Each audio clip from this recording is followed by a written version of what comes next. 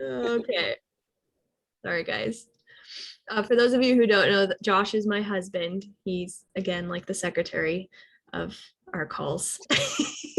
He's the one who gets to hear about what the call is going to be about and hear me like stress and be like, "Are you sure it sounds good?" He hears all that. So I'm excited for this call. This one's got a great message. Excited to talk about it. Thanks. All right, got a couple more people coming in. Awesome. So anyways, so every week I talk about, I highlight someone or multiple people, but usually it's one person per week, who's just doing awesome, who's, committing to themselves and not making any excuses and tracking their food and checking in, and not necessarily, doesn't always have to be like whoever's lost the most weight or whoever has been with me the longest. Like I choose it. You could be with me for a week and I see that you're putting all your effort in, then I will highlight you. And so this week I am highlighting someone who has been with me for a while, but her story is different because she is somebody who's been with me since last July, and she had a weight loss journey and she lost a significant amount of weight, got to her goal, and then we decided to go into a reverse.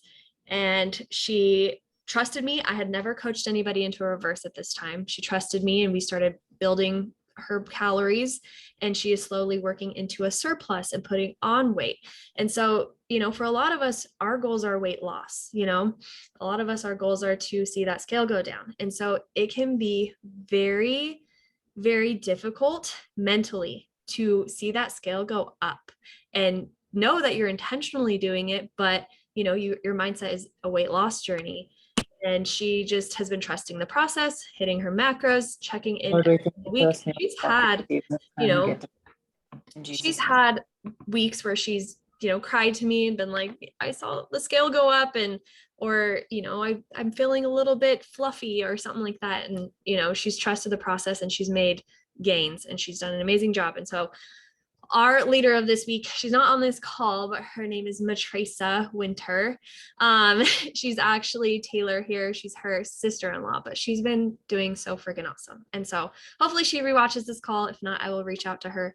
But each week, leader of the week will get a $10 gift card in their email. So, but like I said, anybody can earn that title because you guys are all crushing it and deserve some recognition. That's for sure. So, but we'll go into the call. Does anybody have any questions or any comments, anything they want to add before I start? And just so you guys know, this is your guys' call too. Like a lot of you are new here. But anything that I talk about, like you can raise your hand if you don't want to just unmute yourself. You can type in the chat if you have like a comment, or something you want to add to whatever I do bring up, or like I said, if you have a question, raise your hand and unmute yourself. Again, this is more of a discussion. This is your call too. So, but going into it. So, like I said, I have found this book and I'm like, this is perfect because, the title of the book is called Win the Day, of course. But the first thing that I saw when I Googled it was, Unleashing the Power of 24 Hours, Burying Dead Yesterdays, Imagining Unborn Tomorrows Involves No Less Labor Than Childbirth. So what that means to me is basically like letting go of the past. You can't really change it. We can't turn back the clock. We can't change, what we've done in the past, but there's no need to really dwell on it. We can learn from it by all means, but once yesterday is gone and dead, then that's exactly it. Like it's nothing but memories, and you can either dwell on it and let it affect your future, let it affect your day to day, or move on from it, learn from it. And then Imagining Unborn Tomorrows Involves No Less Labor Than Childbirth. At first I had to take a minute and think about that. And then I started thinking about what I do, and Imagining Unborn Tomorrows Involves no less labor than childbirth. I always think about the what ifs, and I'm not sure if you guys can relate to that, but I've, say you've committed to something and you're constantly like, well, what if I fail? Or what if I don't reach my fat loss goal? Or what if this program doesn't work for me? Or, and that's kind of just wasting your energy for today. By dwelling and worrying about tomorrow. Like what we got to do is focus on what we can do today, and then ask yourself the things, for instance, when it comes to tracking your food, hitting your macros, drinking your water and all of that, can you do it for a day? If you could do it for a day and you can pile up those days one day at a time, then you can do anything, really. So I'll bring up Mandy, for instance. She's just started 75 hard, and 75 hard is no joke. Like when you commit to it, a few of you have done it before. When you commit to it, 75 days seems like a very long time, but whenever you really think about it, if you can complete those tasks one day and just focus on the one day that you're on at a time, eventually you will complete it. That's how you got to think about it. So, but same thing goes for anything, whether it's your weight loss journey or doing an 8-week challenge, like really just focusing on one day at a time will make all of that difference, instead of stressing about that it's a full 75 days or I didn't do it yesterday or whatever. So, but the author of the book talks about 7 habits that you should work on daily to help you achieve your goals. And then another quote that he put in the book was, almost anybody can accomplish almost anything if he or she works at it long enough, hard enough, and smart enough. And so I'll talk about these 7 daily tasks, and I'm going to go over each one. And I'm only going to go over the first 4 today. I'll go over the last 3 next week, because every task, it'll probably take a little bit longer. And so I want to make sure I give every single habit enough time to explain, and then obviously open it up for discussion with you guys as well. So, so the 7 daily tasks, I'm going to read them to you, all 7 of them. So the first one's flip the script. Second one is kiss the wave. Third is eat the frog. Fourth is fly the kite. Fifth, cut the rope. Sixth, wind the clock. And 7, seed the clouds. And so I'll post my little notes in the caption of the recording, so that way if you guys take notes or anything or want to refer back to it, you'll have that there. But those are the 7 habits, and I will actually put these in the chat. Oh, there we go. All righty. And we're going to talk about the first one, flip the script. So the first one, any guesses on what flip the script even means? Anybody? Turning it into a habit. I think I might have some idea off just the title of it. But flipping the script to me probably means instead of saying oh, why is this happening to me? It's how can I react? How can I change my mindset? How can I flip it differently for it to be like a building block of sorts or something like that? Yep, exactly. Flipping the scripts. So basically, it's not only changing your mindset of a certain obstacle coming your way, but changing your entire identity. And I'm not saying you have to change who you truly are, but change how you think about yourself. And basically I'm guilty of it as well. We constantly have negative self-talk. How many of you guys tell yourself I used to tell myself this all the time. I'm so unorganized. I seriously am the most unorganized person. I have, or I'm fat, or I am ugly, or I'm a bad mom. I've told myself these things before. And, someone the other day was saying, I suck at tracking my food. And, really, you are what you claim to be. That's the truth. If you say that you're fat, then okay, then that's your identifier. Or I tell myself that I'm organized. And I actually had a life coach, and just a little example for you. I had a life coach last year, and I told her that. I was like, I'm just so unorganized. And she was like, stop saying that. Say you are organized, but you could be more organized. Same thing goes for being overweight. You're not fat. You just have fat on your body that you are working towards burning off. So quit identifying yourself as something that is negative. Flip the script. So going into my notes, like I said, what you identify is who you become. And then let's see, just I used to tell myself, whenever I first did 75 hard, and I'm sorry, I refer to 75 hard so much. So for those of you who are new, I do talk about it a lot, but it is a life-changing challenge. But I remember telling myself that I couldn't ever finish 75 hard. There's no way. I would never do that. I could never drink a gallon of water per day. I could never do 2 45-minute workouts. And so I never did it. I never even gave myself a chance because I already told myself that I would fail before I even gave myself a chance. Same thing for like an 8-week challenge. Like some people who didn't even participate in a challenge were like, no, there's no way I could participate in this challenge and keep track of my score or track my food, for instance. There's no way I could ever do that because I don't have the time. And I used to tell myself there was no way I could host a Zoom call. But something that I put here is fake it till you make it.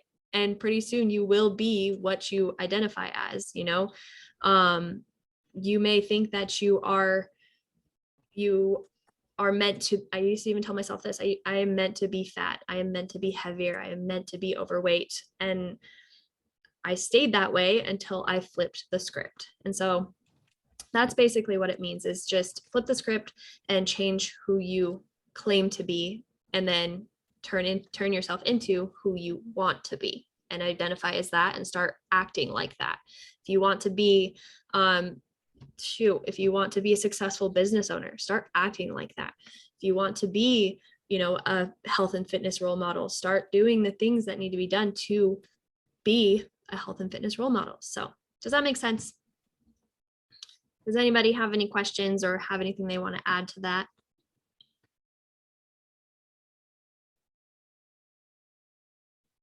All right. So flip the script just basically means fake it till you make it and stop the negative self-talk. Seriously. All right, the second habit, kiss the wave. Any guesses on what that one means? Maybe instead of like resisting when things are happening, like people say it's happening to me, instead of saying so many things are happening to you, to kind of go with it and embrace it and to go through those ups and downs that life kind of throws at you. Mm-hmm. Exactly. Obstacles. And we had a call about this a while back, overcoming obstacles. And that's basically what kissing the wave is overcoming, like, nothing goes according to plan, no matter what you do, you know, on any health and fitness journey or as a parent, or, you know, you could have the perfect plan and plan out your entire day and something will always go wrong. Or maybe not go wrong, but just not go exactly according to plan. For instance, with the challenge, you know, I could talk to Allison. She's over there getting her workout in. But did 75 hard go according to plan for her? No, she got COVID. She got really, really sick, but she dealt with what was thrown her way and still overcame that. You know, she did decide to take a break and decide not to finish 75 hard, but she didn't stop just reaching her goals. She didn't stop working towards her goals. She still is over there doing her push-ups right there and still making progress, you know? And so it's all about handling what is thrown in your direction and overcoming that. Kissing the wave doesn't just mean like kissing it and like forgetting about it, but also learning from it. And, you know, like I had mentioned, Mark, he talks in the book about how the obstacle is the way. And so it is a religious book. And so he always talks about how God has a plan for you, and it may not be the plan that you have for yourself. But these obstacles can be leading you in the direction of a better path, you know? For me, I'll use my son as an example. I had my son, I was 17 years old when I got pregnant. Talk about an obstacle. Like, I did not, obviously it was not planned. And I was devastated because I was very into sports in high school, and, you know, it was my senior year of high school, and I could have, you know, dwelled on that and let that hold me back, or actually embrace it. And that was an obstacle that now is the best blessing in my life. So, it's all about how you look at things that come your way and how you overcome them, kiss the wave, learn from them, and then move on from them. So, and like even like injuries, for instance, you could feel sorry for yourself and eat like crap because you're like, well, I can't go to the gym, so might as well just eat whatever I want and and then go back to it whenever I'm 100% better. Or you could do the exact opposite and yes, maybe take a rest, but still fuel your body with protein, because protein is going to help you recover faster. Still fuel your body with those foods that make you feel good, because that's going to help you recover faster. And not only that, but fuel your brain and make yourself feel better, and maybe not feel sorry for yourself, but learn from it and then overcome it and then come out even stronger. So I'm not calling anybody out, but we've all been there. I've been there too. It's okay. It's okay. I needed it because I'm over here like, oh my gosh. No, it's just the tough love, we all need it every once in a while. And Exactly right. And I've been there, trust me, many, many times where, I could use my surgery for an example, like, oh, I'm not bouncing back as quick as I would like. Oh, I'm just going to eat whatever I want and forget about it because I can't do the movements that I used to be able to do. No, learn from it, overcome it, kiss the wave, come out stronger. So, yep. Does anybody have anything they'd like to add to that? Or have any questions? I'm just going to agree with it. I mean, my knee injury is still an ongoing thing. It's never healed, and it's probably never going to. I've just been learning to work around it. I'm mad because I can't do like heavy squats anymore. I'm literally not allowed to. But you know what? I did leg day and I'm not even sore. I am so proud of myself. I am working up, and I did heavier than I did the last couple of times. Let me tell you, altitude is a thing. And I'm at a much higher altitude. I think right now we're at like 2,500 feet, and definitely feel it more. And I am really proud about that, because all those factors, I did leg day yesterday, and my knee, I'm still walking, and I'm over here freaking doing burpees and crap, and I'm good. Like, I'm still doing good with it. So I don't have that insane soreness. Even I've injured my knee somehow, and then 3-ish weeks ago, 2.5, 3 weeks, I busted my knees open real bad and took a couple chunks out of them. Same one, that's injured. And I'm still like very proud of that. I'm increasing, I'm getting stronger, and the injury's not going to hold me back. So yeah, definitely. Kiss the wave.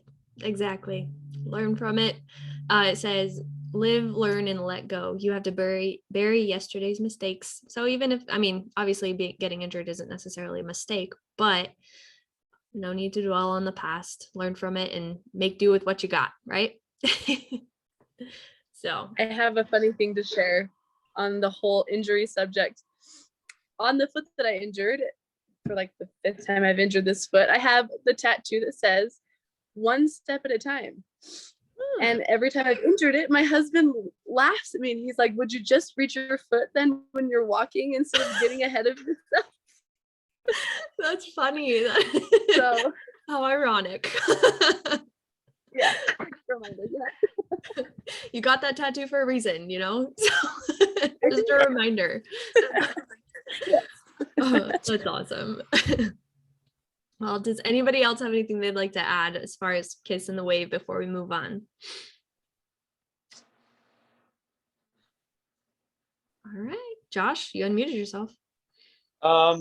Yeah, well, in Andy's MF CEO, his very first podcast, he talks about the power of perception, and it's kind of goes hand in hand with Kissing the Wave, where it's it really resonated with me in the fact that I don't tell a lot of people this, but obviously that my upbringing and my childhood was not the greatest. I unfortunately spent some time in prison, and most people would just have this mentality of, oh, poor me, my life is over. I have felonies. I'm never going to bounce back. Poor me, like my life is over. But ask anyone that knows my story. I tell everybody, prison, I would not be where I am today without prison. And I wouldn't, like, I needed prison to get to where I am today. So it's all about the power of perspective. 100%. And I'm proud of you, because that's not something that I share, because it's obviously not something that is my business to share. But for those of you who don't know my husband, you wouldn't, if you met him, you would not even imagine that he had ever been to prison. Like, he totally flipped the script and kissed the wave, and he lives by it, and he makes me super proud. So great example. So but would anyone else like to add anything before I move on? All right. Next habit number 3 is eat the frog. So this one's this one's a strange one. When I first saw it, I was like, eat the frog. What does that mean? Any guesses for anyone? If you've read the book or looked it up, then that's cheating, but anyone? It sounds to me where it's like, handle your shit. Like, you have to come to realize that if you are at fault, if you are not where you want to be, it is your own freaking fault. And that's how I kind of take the title, I guess. For sure. Absolutely. Anybody want to add on to that? That's a great way to look at it, actually. Eat the frog is, it's kind of a weird analogy, but he says that if you ever came into a circumstance where you had to eat frogs, you would eat the largest frog first. You would get that out of the way. And it all comes down to getting the hardest task done first, getting your shit done early. How many people procrastinate? Yeah, all the freaking time. Shoot, I am literally guilty of typing up the notes right before this call. Like, I planned it, but I like really decided what I was going to talk about right before the call. Or, many times I procrastinate. Shoot, everything. You can ask Josh. I'm more productive and I get more things done when I get the hardest task out of the way early. Getting things done early. That's why I tell you guys, for those of you who maybe struggle with getting a workout in, or getting your walk in, or even drinking your water, I tell you guys to start early.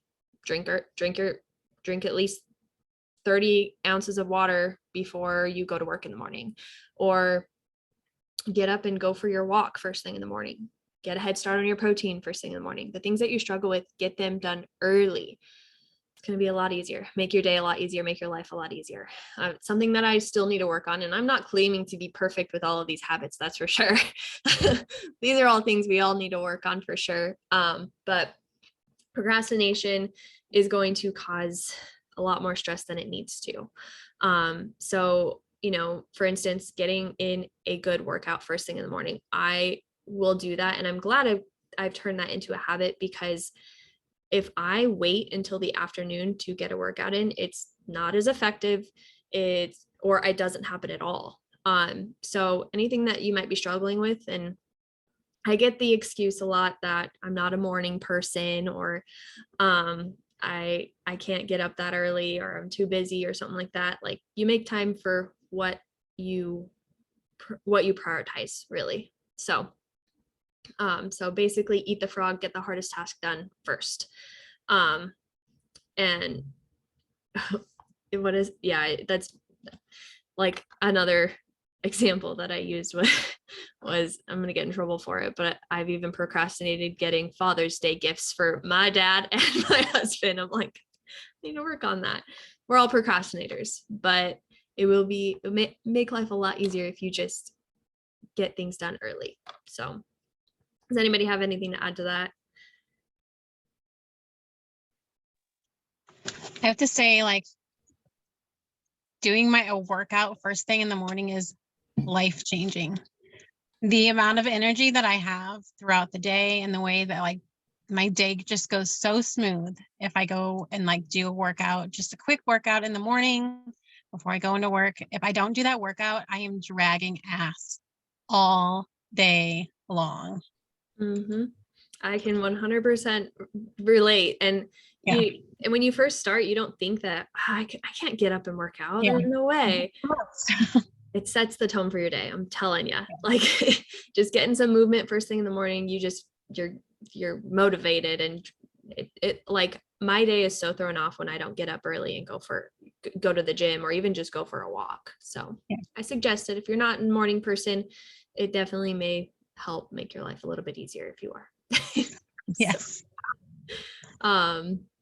And then of course, making the excuse, and I did kind of touch on it, but making the excuse of I can't find the time. You don't find time, you make time. And that's the thing is, you make time for what you prioritize. And, a lot of the people, and I'm not calling anybody out, especially on this call, but I've been coaching for about 1.5 years now, and I've come across, many different people, and people have come to me and gone. And the ones that have gone usually use the excuse of, I just can't find the time for this. I can't find the time to track my food. I can't find the time to check in, or I just don't have the time right now. But really, if you change, I don't have the time, I can't find the time to, that's just not my priority right now. Like, just change the words, and then really just kind of sit on that and ask yourself, okay, that's not my priority right now. Is it my priority? Is my health my priority? I ask you guys what your why is when you come in. Is that your priority? Because your why should be a priority. I usually try to make it as emotional as possible, because the reason why you get into this health and fitness journey isn't just to fit in a bikini this summer, right? Yeah, that's a nice perk, but you do it for a deeper why. And we'll do another call on establishing your why for those of you who are new. But getting down to the root, to the feels, and making time for that's what's going to help you stay consistent and help you reach those goals and sustain them once you get there. Because and also, like, the people who say I just don't have the time are usually the ones that I see on Instagram more, or I see them constantly. They're the first ones to like my story or like my post or something like that. And I'm like, well, you have time for whatever you prioritize. So, and like I said, I'm not calling anybody out, because I've been guilty of it too. I've been guilty of saying I just don't have the time to track my food, or I don't have the time to get in a workout. But you don't find time, you make time. So that's kind of goes into kissing the frog, or eat the frog, not kissing the frog. We're getting all over the place right now. So ask yourself this: what are 2 things you need to make time for? You don't have to answer them here unless you would like to, but you should write down 2 things that you need to make time for. And then, if you have not heard of the book, and I know I'm referencing books a lot, but I've talked about this one, Atomic Habits. If you have not read that book or heard about that book, that's literally probably my favorite book that I've ever read. Atomic Habits is a great way to learn how to change bad habits into good habits. And so highly suggest that. And then they talk about like routine and time management and things like that. But Atomic Habits is a good read, and that can help you create time and make time, not find time, make time for your goals. Let's see. Winning the day isn't about getting it right the first time. It's about getting it right eventually. Right? So, how many of you have done a couple of challenges with me? Raise your hand. How was your first challenge? Did you feel like you just got it down that first time, and your first week even, or your first couple of weeks, did you feel like you had it, you were perfect with your macros, and you saw progress, and you had it? You didn't even need me, right? Guys, I did I not. know I was living and breathing by the if it fits in your macros at that point in time. Yeah, no, God, I don't even remember the first challenge because I knew I wasn't going to win, so I wasn't trying that hard. And that's my bad because we didn't get to a deep why at that first point. You know, we didn't just get to know each other as much as we do now. But Well, I no, it's not really your fault. It was more me and my lack of prioritizing at that time with going along with what you were saying. I had 100% the whole, if it fits in my macros, I'm going to eat it. If it doesn't, I'm going to eat it anyway. If I want a glass of wine, I'm going to have it. I was being stubborn and refusing to pay attention fully to the program. It was 100% my fault. But you know what?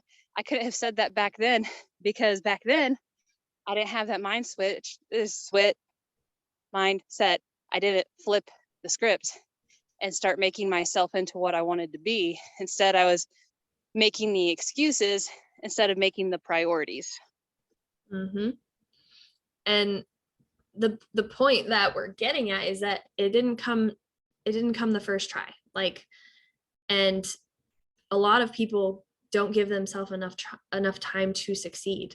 And I'm guilty of it too. I actually have an example with golf, and my husband will agree with it. He wants me to be good at golf. He wants golfing to be our thing, but I've only gone golfing a handful of times. Like, I could literally count probably maybe 3 times, and I I'm like, no, I'm not giving it a try. I suck at it. No. And I just give up. And that's not fair, you know, because if I do it more and more, I might get better at it. I might enjoy it. Same thing goes for like tracking your macros. When I first started tracking my macros, I was like, no, I can't do this. I don't want to do it. Nope. I'm not going to see progress. I'm not seeing progress as fast as I'd like. Nah. And then luckily my coach reached out to me and helped me get my together, and I stuck with it. And it didn't take, you know, a lot of you actually have made really fast progress. It did not take me 6 months or even a year to finally commit to seeing progress, to commit to this program full-heartedly. And for a lot of people, it does take a couple of challenges, or it does take a little bit longer than you expect when you first join. But it's not about winning that, like it says, it's not about winning the first time. It's about getting it right eventually. So have you ever started something and given up on it a little bit too soon? Any examples that you'd like to share? I know I have a lot of things. And you can be good at anything if you give it enough time and enough effort. Vanessa, did you have something? Yeah. One thing that I was always on and off with was trying to just find a way of eating that worked for me. And I tried keto, I tried paleo, I tried all that other bull crap. I don't agree with it. That's my personal opinion. But it wasn't until I found Nika and not found her because I've known her for a while, but started talking to her about First Form and counting my macros. And I'm not kidding, when I started, I was like, holy freaking crap, this is so much food. Like, I don't know how I'm going to do it. Choking down a bowl of lentils at 9 o'clock at night so that I could get my protein in.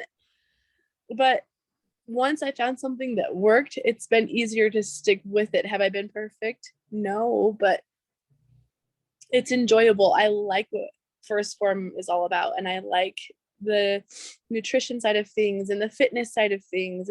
It's wholesome, and it makes you feel good at the end of the day, you know, knowing that it's a balance thing. And when you're well balanced, your life's going to be balanced. And so Absolutely. Finding things that, yeah, and that's a good point because, you know, it does have to be something that you enjoy, or maybe that you can stick with, because, or something that you have an interest in, because I mean, I guess like golfing wasn't necessarily the best example, but take lifting or CrossFit, for instance.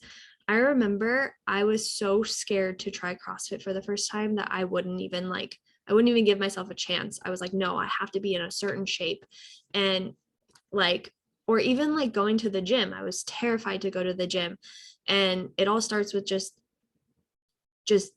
starting, and you will get better at it every time you try. Like, you don't start off just lifting, snatching 200 pounds. Like, you start off with the practice bar that's maybe 5 to 10 pounds, and then you get better and better and better. You lift heavier and heavier and heavier. The more you get better at it, the more you perfect the technique. It's anything. And so, but yes, enjoying it as well. So that kind of happened to me today, because I went into CrossFit, which I was scared too. It took me 2 years to get there. Anyway, today I was doing box jumps, and I have never done box jumps. One time I tried it, and today I was doing them kind of by myself, and I thought, I'm going to jump up. Okay, now I'm on a 12-inch, so I'm on a low box. But I thought, as I was doing it, I thought, you know what? I should just jump down, because I've always stepped down, and I'm always scared I don't want to hurt my knees. And all of a sudden, I just started doing it. I thought, see, the mind will trick you into thinking you can't do stuff, and you can do it. You just have to stick with it and try it. exactly. And then the accomplishment after is great, because you're like, wow, I just did that. That wasn't hard. Yep. So anyway, And yeah, you have to have faith and just go for it and take risks. Yep. And that actually, that is part of that's next week. That's one of the next things we'll talk about. So stay tuned. But Carla, do not sell yourself short, because you're like, it was only a 12-inch box. You jumped 12 inches. Like, that is, a lot of people are very terrified to do that. So like I said, do not sell yourself short, because not only have you like come so far in CrossFit, like, I mean, your mile time, like, you should be proud of yourself. So you should brag on that. And that's so true, guys. You miss 100% of the shots you don't take some risks. And like I said, that goes into next week. So stay tuned. But give it time. Time's going to pass by anyways, but might as well be doing something with it, right? So that was the last point I had on, I think that was the frog, eat the frog. I keep wanting to say kiss the frog. So point number 4, habit number 4, fly the kite. This one's a little bit hard to guess, and I probably wouldn't have guessed it either, but because there's a story behind it. And I won't go too much into that, but basically it's about a string turning into a cable. So basically these small things add up into big wins. So I'm sure you guys see me talk about winning or becoming 1% better every single day, or focusing on the small things. Those small things eventually add up. Chipping away will eventually become big wins. And so, you may not think like Carla, she may not think that 12-inch box jump was a big thing, but I mean, if she continues doing that and continues practicing her box jumps and jumping down, like, imagine how quick she'll be, and by practicing it every single day. Same thing with, these small wins. Winning each day is going to add up to huge ones. We have some pretty amazing transformations on here, and they didn't get to where they were in one day. Like Vanessa, Allison, Taylor, like, you guys didn't get to where you are today in one day. So but it was all by winning small wins each, small wins that added up. Same thing for me. Like, the more consistent you are and persistent you are. So just being consistent for a long amount of time, but never giving up as well, because it's going to get hard. But those, like I said, those small wins will turn into huge wins. And then before you know it, you're going to be like, whoa, I'm a completely different person. What happened?